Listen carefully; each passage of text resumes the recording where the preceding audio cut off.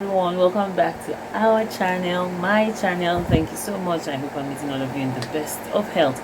All right, today's video, as you can see, the topic is on skin cycling and skin whitening.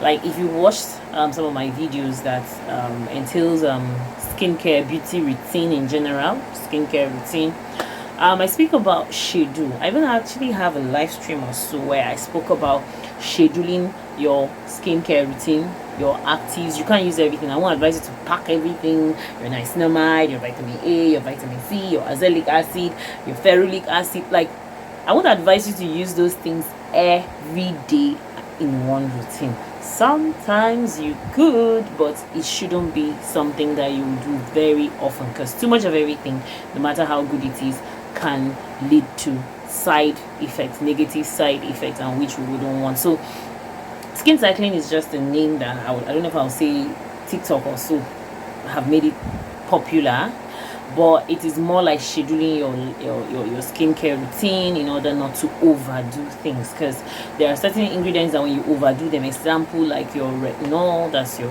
popularly known as your vitamin A, when you overdo them, especially as a beginner retinol user, it could have a bad effect on your skin. So also ascorbic acid, even though there are other esters and derivative of citric of vitamin C, but we're talking about ascorbic acid itself on its own. Using it overly too much as well could also have side effects. Ascorbic acid, due to the high acidity, so it has a tendency of sensitizing a sensitive skin. So skin cycling is something that has been preached on the streets of YouTube. Probably a proper name hasn't been given, but right now it has been given. It's a very good thing, very good thing. But once in a while, it's okay for you to have a luxurious skincare. I think I'll come up with one very soon.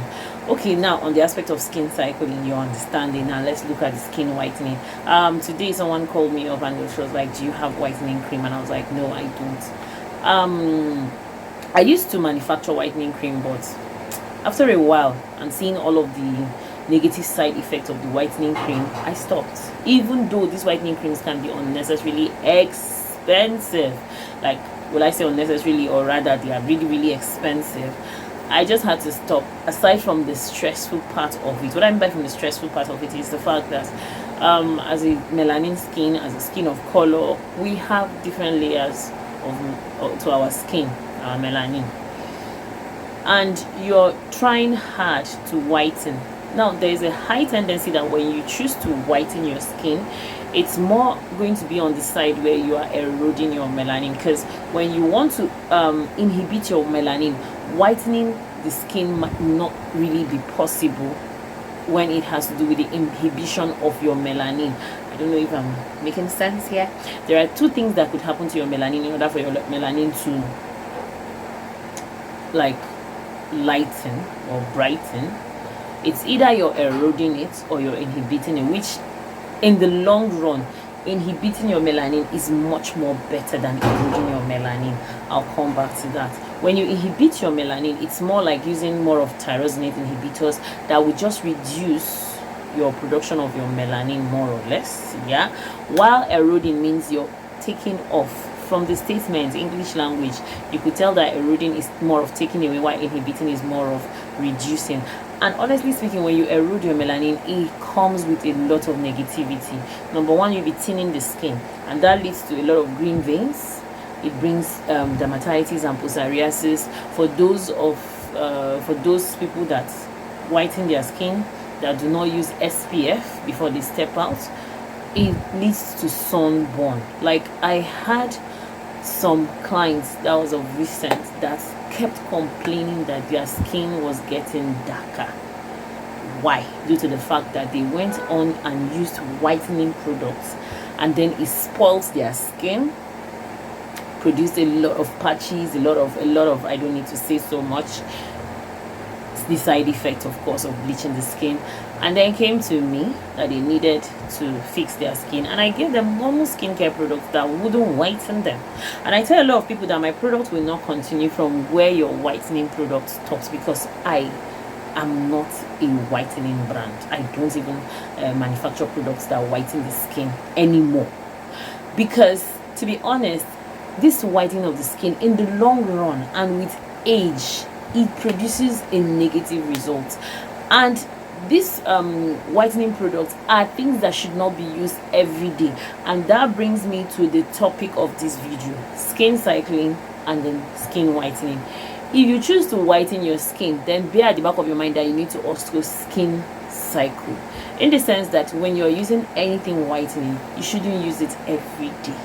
You shouldn't use it morning and night, because at most instances, products, especially creams, lotions, obviously are used both morning and night. That's like twice a day, right?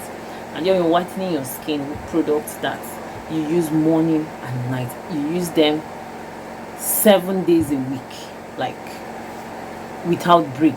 Because what I notice with most of people that are whitening their skin, it's almost like they want it to keep getting whiter and whiter. So there's this desperacy. But some is that bad that they can even use the product 3 times a day. They can work with it morning, afternoon, and night. Like, that's weird. And then when they start getting whitened at the beginning, it's really nice. So it makes nice sense. Like, it's very, very nice. But when you continue without skin cycling, what happens? And most of this, vast majority of this whitening products have a high tendency of containing hydroquinone. And hydroquinone on its own, picking it up as a single ingredient and talking about it, it causes the thinning of the skin when it's used consistently. By right, at least when you're using products with hydroquinone, even though in some countries hydroquinone is banned, but in some countries it's not. It's even an over-the-counter medication kind of. It's something that involves a lot of eroding of your melanin depending on the percentage. And here in my own beloved country, Nigeria, I'm a Nigerian based YouTuber, we don't have regulatory bodies that govern cosmetic. It's almost like that place is just left on its own. The government feels that cosmetic is not a necessity. Whoever picks up anything and used to spoil their skin, it's their business. Food is the only thing that we have regulation on. We don't have cosmetic regulation. So that makes the cosmetic industry very porous, very carefree, it's almost a dangerous ground to trade on if you don't know what you're doing, or if you know what you're doing but you choose to go the wrong route, you will end up having the wrong results.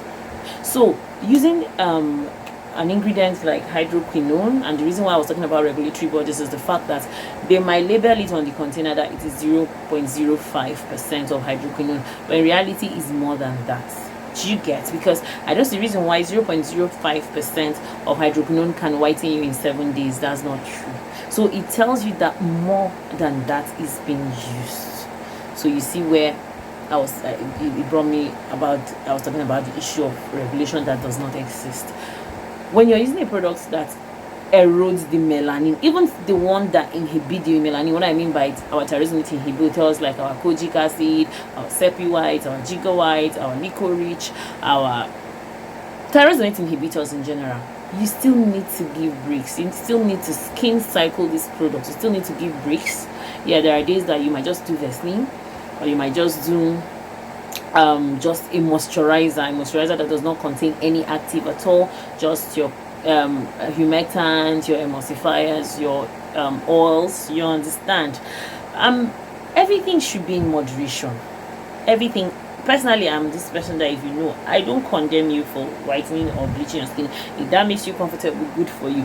But just bear at the back of your mind that ingredient like hydroquinone can thin the skin. And some of these products, not only do they contain hydroquinone, they also have steroids in them.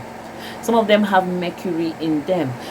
Some people even go as far as picking up steroids like clobetasol or hydrocortisones and use them as their regular products.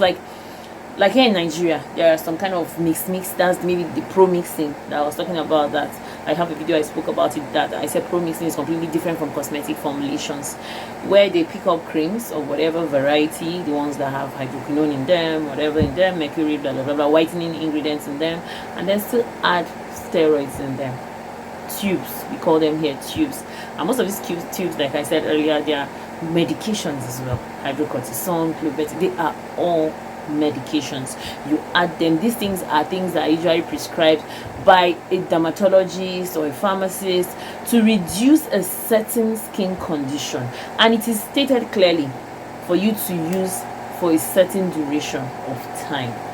But people convert it, some people, let me be more specific, convert it to a regular product where they abuse it. It's just like every medication, let's say like your paracetamol, where they tell you to take it 2 times or 3 times a day for 1 week. If symptoms persist, go and see it, or blah blah blah, things like that. Now that's the same thing also with steroids. These steroids that people use, like all of this, I don't want to mention names here, I don't want to spoil anybody's market, but people understand what I mean by tubes. Yes, all of those things are not things that should be used as a regular product. They will backfire. They will mess up your skin, they will mess up your collagen, they will mess up your skin barrier, the lipids, they will mess up a lot of things. On my own, if you ask me my candid and sincere advice, I would say don't whiten your skin. Don't. But at the end of the day, we talk about grown-ups, people that are capable of buying whatever they want to buy and apply on their skin because they know what they want to achieve. Probably that's what makes them feel good. Just know that you should learn to skin cycle, and alongside also use SPF when you're stepping out of the sun, especially if you're based in Africa like myself where the sun is hot. Use SPF at least. Maybe it's going to make things better, maybe it's not. I believe SPF will have a limit, like it will help, that's the truth. But in the long run, whitening the skin, it's a no-no for me, and it's not something I would recommend. That is why I quit making manufacturing products that could whiten the skin. So thank you so much, and drop your comments in the comment section. Let's interact, let's say hi. If you agree with me, fine. If you don't agree with me, it's still fine. Opinion is like a nose and everyone has one. So thank you so much, and see you in another video. Bye.